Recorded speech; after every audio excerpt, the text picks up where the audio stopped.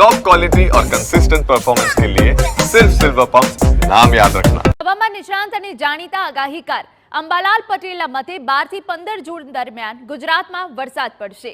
તેઓના જણાવ્યા અનુસાર 14 જૂનના દિવસે બંગાળના ઉપસાગરમાં નવી સિસ્ટમ સર્જાય તેવી સંભાવના છે।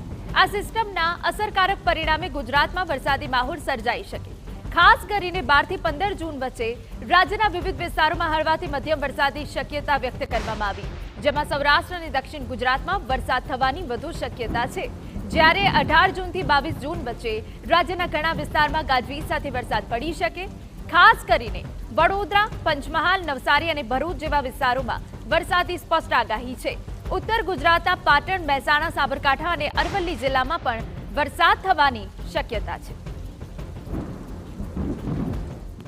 14-15 એક સિસ્ટમ બની રહી છે બંગાળ ઉપસાગરમાં, અને આ સિસ્ટમનો માર્ગ પણ લગભગ ગુજરાત તરફ આવવાની શક્યતા રહેશે, જેના કારણે ગુજરાતમાં વરસાદ થવાની શક્યતા રહેશે। એટલે હમણાં જે વરસાદનું વહન છે એ જબરું છે, અને તારીખ લગભગ 12 થી 15માં ગુજરાતના ભાગોમાં વરસાદ આવશે, દક્ષિણ સૌરાષ્ટ્રના ભાગોમાં વરસાદ આવશે, દક્ષિણ ગુજરાતના ભાગમાં વરસાદની સ્થિતિ રહેશે, અને ધીરે ધીરે આ ચોમાસું આગળ વધશે।